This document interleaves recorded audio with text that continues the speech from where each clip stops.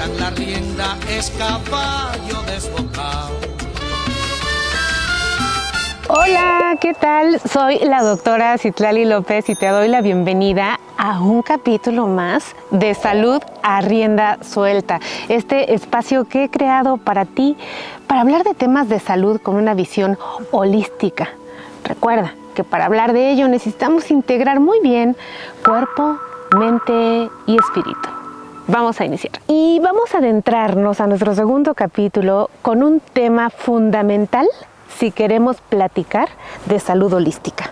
Y te estoy hablando de la microbiota humana, ese cúmulo de virus, bacterias, hongos, parásitos, arqueas que nos constituyen y que nos hermanan con el todo. Es sorprendente y apasionante. Acércate que te cuento. Y esto se pone bueno. Hace muchos años, en una aldea de la antigua China, caminaba un médico ya viejo y muy sabio.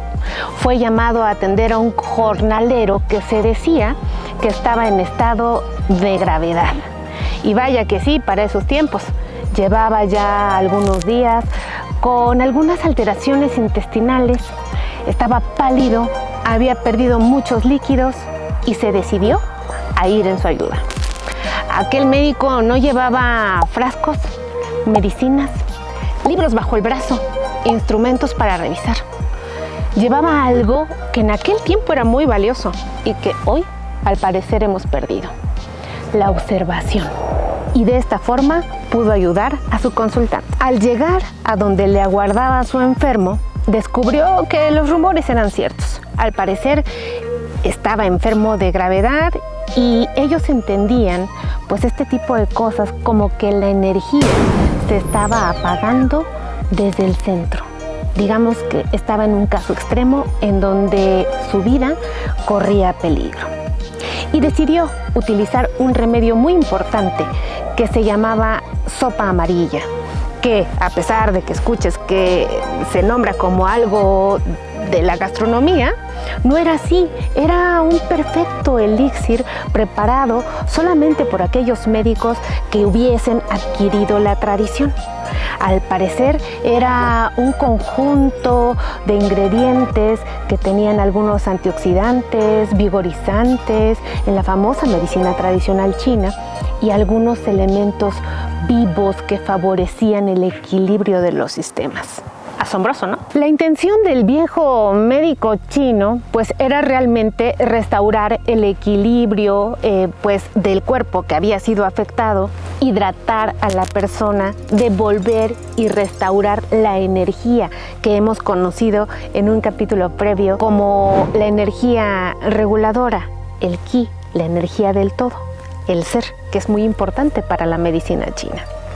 Este viejo médico no ha pensado, por supuesto, en matar algún organismo, no ha pensado en invadir al cuerpo, ha pensado en observar, en entender los procesos y en ofrecer una solución. Y vaya, qué soluciones.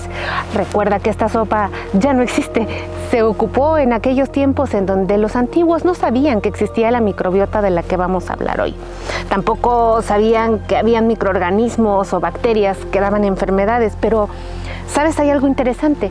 Resulta que sí sabían que al parecer, por alguna cosa que no se definía, de un organismo a otro se podía transmitir la enfermedad.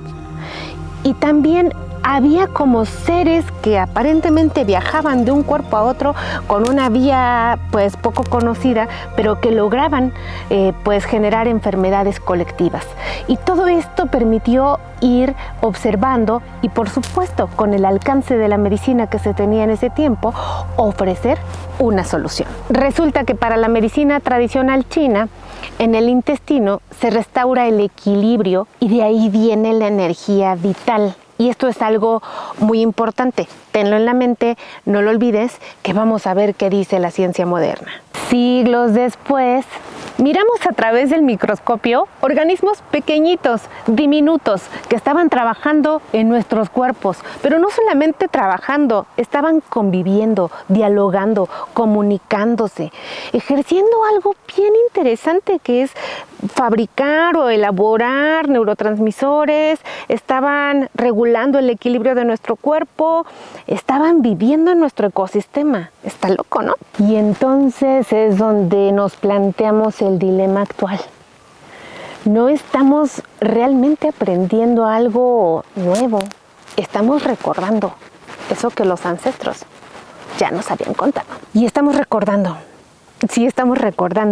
que somos un ecosistema, que la salud no siempre es luchar, es cultivar día a día, que no siempre se trata de devastar, que quizás baste restaurar. Nuestros cuerpos son una representación gráfica de la actividad de los millones de bacterias, en su mayoría, pero también microorganismos que nos habitan. Ellos pueden ayudarnos incluso a marcar la pauta de nuestro comportamiento, un tema verdaderamente apasionante. Y bueno, todo este clan de microorganismos tiene particularidades muy interesantes. Hoy te quiero compartir algunas. Mira, se dice que más o menos de lo que tú peses, le tienes que restar desde 1 a 3 kilos de peso, y eso es lo que tienes en bacterias. Y cada una de ellas tiene un interesante código genético que hacen que tengan más genes que incluso nosotras, las personas. Es súper asombroso este descubrimiento, porque además no se quedó ahí, sino que gracias a las diversas investigaciones, hoy podemos saber que la microbiota tiene diversas funciones, como regular y mantener el sistema inmunológico, como ayudar a la fabricación de ciertas vitaminas, como pueden ser las vitaminas del grupo B o la vitamina K, ayuda a la absorción de nutrientes. Por supuesto, la microbiota, ¿quién más sino los microorganismos? Comen lo que tú comes, lo que yo como. Y de esa forma se puede generar la energía en nuestro cuerpo. Es algo muy interesante. Pero también nos ayuda a regular el ciclo circadiano, es decir, estos ciclos de sueño y de vigilia. Por eso es tan importante, cuando hablamos de salud holística, hablar del ecosistema, de lo natural, de lo que aparentemente no existe, pero está allí, presente, dictando cómo hacemos nuestras actividades todos los días. Ahora, otra de las cosas extraordinarias es que cada persona tiene su propia microbiota, y aunque te parezcas mucho a mí, eso no tiene nada que ver con ese grupo de microorganismos. Es como si cada uno de nosotros tuviera una huella digital que le caracteriza. Aparte, hay algo muy interesante. Este sistema de bacterias que están habitadas en el intestino producen una gran cantidad de serotonina en tu organismo. La serotonina está entendida como el neurotransmisor del bienestar, o el neurotransmisor pues que te ayuda a gestionar las emociones. De ahí que se puede relacionar con el comportamiento humano. Depende de qué bacterias tengas, o si están en equilibrio o desequilibrio, como se conoce al término médico de disbiosis, podrías tener quizás estados de ánimo alterados. ¿Qué tal si todo está en tu microbiota? Podría ser, yo no lo sé, yo que tú me lo ponía a pensar seriamente. Y ahí está la pregunta del millón. Bueno, doctora Citlali, ¿y entonces yo cómo voy a saber que tengo la microbiota en equilibrio? Bueno, pues lo más sencillo es que revises tus hábitos intestinales. ¿Cómo vas a evacuar? ¿Cómo procesas los alimentos? ¿Te tardas mucho para digerir? ¿Qué tal la inflamación? Eso es algo característico. Obviamente, esto se comparte con una gran cantidad de diagnósticos médicos que no debemos de minimizar. Es simplemente para que tú tengas una idea diferente y puedas pensar que quizás esos trastornos digestivos que tanto te molestan se puedan arreglar con el uso de algún probiótico. por supuesto, cambiando tu alimentación. ¿O qué tal los famosos prebióticos? ¿Sabes cuál es la diferencia? No te pierdas en nuestro próximo episodio. Vamos a hablar un poco más de la microbiota y te prometo que si estás pendiente, te hago un capítulo especial para que identifiques qué son los probióticos y los prebióticos. Pero rebobinando un poco y regresando a este sistema que nos ayuda y bueno, cómo saber si nosotros tenemos alteraciones o no en la microbiota humana.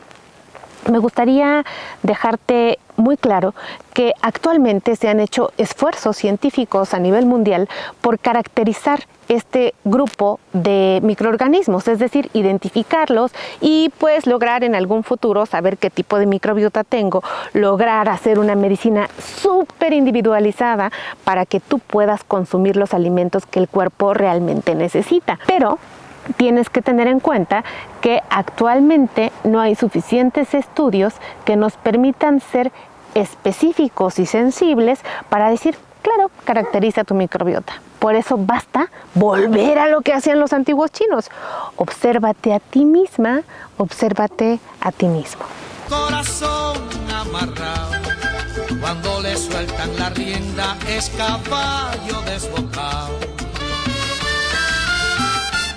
Bueno, pues para seguir adentrándonos a este misterioso mundo y en nuestro segundo capítulo de Salud a Rienda Suelta, pues me gustaría que tú y yo identificáramos cuáles son los famosos enemigos de la microbiota. ¿Qué son esos enemigos? Pues esos agentes que ocasionan que tu cuerpo no esté en armonía con el todo, que se desequilibre, ¿no? Entonces podemos hablar de los alimentos ultraprocesados, que hay quien dice que no hay que satanizarlos, que qué tanto es tantito, como si fuera invisible todas las vidas que ha cobrado utilizar este tipo de alimentos, el riesgo asociado al desarrollo de diferentes tipos de cánceres, que bueno, ya platicaremos de eso en otro entonces, pero es muy importante que veas que los alimentos ultraprocesados son enemigos de tu microbiota. Hablemos de medicamentos de uso crónico. Si vives con diabetes, vives con hipertensión arterial, con algún medicamento que te ayude a regular tu sistema inmunológico, si padeces artritis, lupus o enfermedades que te ocasionen utilizar un medicamento para toda la vida, tienes que saber que ese fármaco está alterando tu microbiota. No quiere decir que no tomes el fármaco, debes de tomar siempre una línea estricta de tu tratamiento, pero ¿sabes? Quiero dejarte algo muy claro. Tienes áreas de oportunidad que no puedes desperdiciar. Utilizar, por supuesto, un buen probiótico que sea acorde a tus necesidades, platicado con tu médica o con tu médico, es fundamental, pero también recordar que la alimentación es la mejor medicina y que en esos fermentados, en esos alimentos que quizás reconoces que tu abuelita te contó, tu madre sabe, porque es algo que las mujeres hemos cultivado, pues como el famoso kéfir o los búlgaros, también podrían ayudarte, o bien algunos otros fermentados o probióticos en tu alimentación. Acuérdate, te voy a volver a decir, si necesitas un medicamento para vivir y equilibrar tu sistema, pues si vives con diabetes o hipertensión, por favor no lo suspendas. Solo recuerda que puedes utilizar ayuda para mejorar ese equilibrio que tanto te hará disfrutar. No se trata de culpa, se trata de conciencia. Todas las personas vivimos en un mundo a veces acelerado, en una máquina que va a toda prisa y que a veces tomar un respiro, respirar y pensar parece un imposible. Tenemos que seguir un automatismo cotidiano que te asesina lentamente, que no te deja pensar, que no te deja vivir y que además te separa de todo lo que te pertenece, que está muy lejos de ser eso que perseguimos con mucha prisa. Corazón amarrado, cuando le sueltan la rienda es caballo desbocado.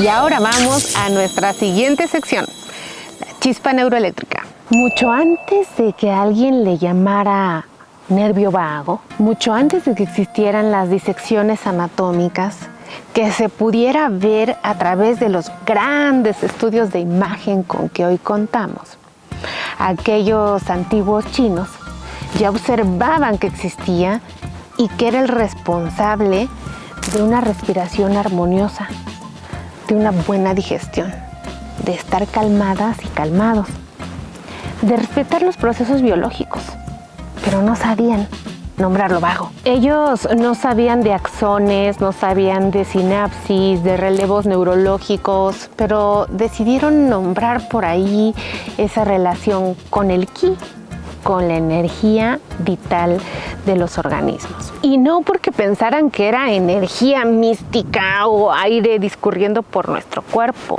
no, es porque observaban la relación todavía que no se podían explicar, pero que existía, del nervio vago impactando otros órganos, como el corazón, las funciones digestivas, el sistema nervioso central, y llevando al cuerpo a conectar con la armonía y la relajación. Para ello ocuparon este sistema de meridianos, o sea, redes de comunicación en nuestro cuerpo. Sin saberlo, sin estudios, sin disecciones, estaban descubriendo trayectos neurológicos que hoy conocemos perfectamente. Estaba tremenda su observación. Y lo llamaron el guardián invisible.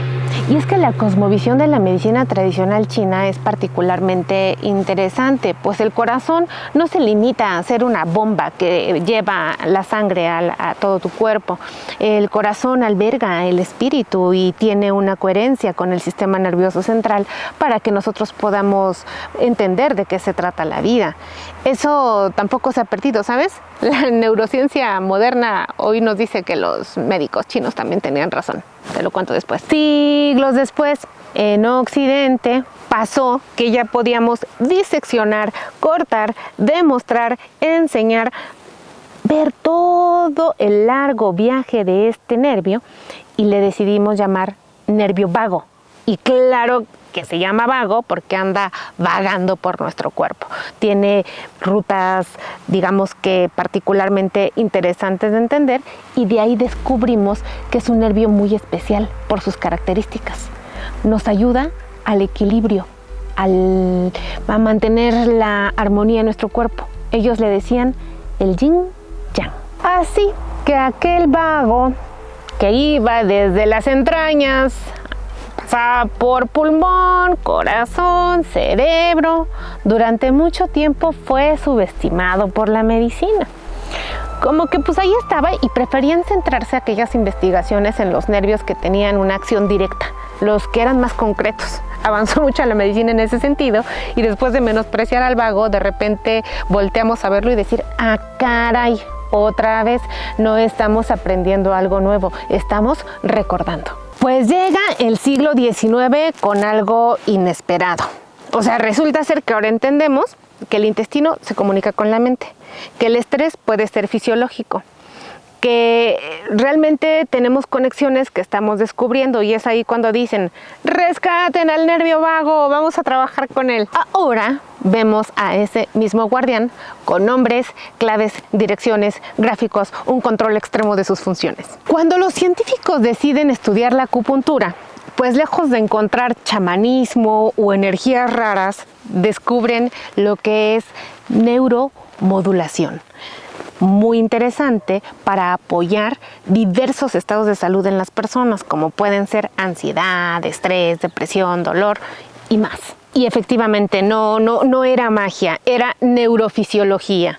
Cuando una aguja entraba en el trayecto o en una parte del cuerpo, activaba, viajaba a encontrar alguna conexión nerviosa, se integraba la información en la médula espinal, se iba al sistema nervioso, emitía una respuesta y ¡wow! Encontrábamos una respuesta específica en cierta área de nuestro cerebro, a lo cual se le denominó sistemas integradores. Y te cuento esto porque no es asombroso que entiendas que la regulación y la neuromodulación de la acupuntura pues es a través de la regulación eléctrica del maravilloso nervio vago, claro, entre otras más. Y entonces la aguja de acupuntura hoy sabemos que no actúa por magia, que actúa estimulando circuitos eléctricos que siempre han estado allí, bien localizados, que la medicina ancestral nos había enseñado y que la ciencia moderna nos dice, ok, ese era el camino. Corazón amarrado, cuando le sueltan la rienda es caballo desbocado. Y ahora vamos a filosofía china. El mismo río, dos orillas. Oriente describió la experiencia. Occidente mostró la evidencia. Ambos hablan del mismo río. El nervio vago no contradice al qi, lo traduce. Y vienen conceptos interesantes como el shen, que no es misticismo, es coherencia emocional. La acupuntura no es antigua, no es moderna, es atemporal. Trabaja con los mismos principios de regulación, pero estamos ocupando la evolución. ¿Te suena medicina ancestral, tecnología del futuro? Eso es salud holística. Es por ello que actualmente la acupuntura se está empleando desde muchos factores. Hay dispositivos eléctricos que estimulan puntos de acupuntura que se colocan en la oreja con la finalidad de regular el nervio vago, que de eso te hablo en el siguiente capítulo. Hay otros dispositivos que se pueden ocupar de manera transcutánea para poderlo regular, pero vaya que está siendo significativo el conocimiento de este nervio, la regulación del sistema nervioso parasimpático, el yin, yang, el equilibrio entre el estrés y la relajación de nuestro cuerpo. Y quizás, yo no lo sé, el estudio importante de la regulación eléctrica de nuestros sistemas nos permita experimentar, dejar la polifarmacia para algunas cuestiones de vida, comprender que somos circuitos eléctricos y decidir equilibrar nuestro sistema. Eso también es salud holística. Corazón amarrado, cuando le sueltan la rienda es caballo desbocado. Y ahora vamos a noticias relevantes. Una sola vida, un solo planeta. La resistencia a los antibióticos es considerada como una pandemia silenciosa por parte de la Organización Mundial de la Salud. Se estima que para el 2050 será un grave problema de salud pública, ocasionando alrededor de 10 millones de muertes en todo el mundo. La resistencia a los antibióticos no es un problema del futuro, es un problema que estamos viviendo ahora. Infecciones que antes eran muy simples y que se resolvían de una forma sencilla, ahora no lo están siendo. Estamos ante un grave reto de resistencia de las bacterias a los antibióticos. Y esto pone en riesgo la salud de las personas que se someterán a cirugías, a partos o bien algún procedimiento en donde se tengan que cuidar las medidas de higiene. Por supuesto que las personas más vulnerables se reconocen en extremos de edad, las personas mayores y por supuesto estamos hablando también de las infancias, sin olvidar a aquellas personas que viven con alguna enfermedad que condiciona la depresión de su sistema inmunológico. Es nuestro deber informar a la población en general que cada vez que usamos mal un antibiótico estamos favoreciendo la resistencia. Y tenemos que decir que parte del fracaso que se ha tenido con este gran descubrimiento de los antibióticos tiene que ver con una mala práctica médica y un uso irresponsable de las personas que les consumen. El mal uso de antibióticos pone en riesgo la seguridad alimentaria de la población en general y es importante mencionar que hay una transmisión muy importante a través de los antibióticos administrados a los animales que nosotros estamos consumiendo en nuestra alimentación. Por eso hoy te pedimos que nos ayudes. La resistencia a los antibióticos es un tema que nos interesa a todas las personas. Hoy quiero pedirte que sigas estas recomendaciones, que vaya que son sencillas. Tómalos solamente si te los receta un profesional de la salud. Y quizás pon en duda si su recomendación es buena. La mayor parte de las infecciones no necesitan tratamientos antibióticos, son de origen viral. No los recomiendes, aunque te hayan funcionado perfectamente, tiene que tener estricta supervisión médica. Si te sobraron después de un tratamiento médico que cumpliste con éxito, deséchalos en el lugar correspondiente. No tienes que guardarlos para una futura ocasión o para recomendarlo con una persona que quieres solamente porque crees que lo necesita. Y recuerda, dosis y días completos. Oye, y muchísimas gracias por seguirme a lo largo de esta transmisión. Este es un granito de arena. Salud a Rienda Suelta nace para poner lo que nos corresponde, nuestra voluntad, para lograr vivir en un mundo mejor. Si esta información te gusta, te es útil, te entretiene, compártela con las personas que más tú quieres, que es la mejor forma de dar amor, compartir lo que uno cree de utilidad. Acompáñanos al siguiente capítulo, suscríbete a mi canal, activa la campana de notificaciones y que no se te olvide que esto es Salud a Rienda Suelta. Nos vemos en el próximo capítulo. Corazón amarrado, cuando le sueltan la rienda es caballo desbocado.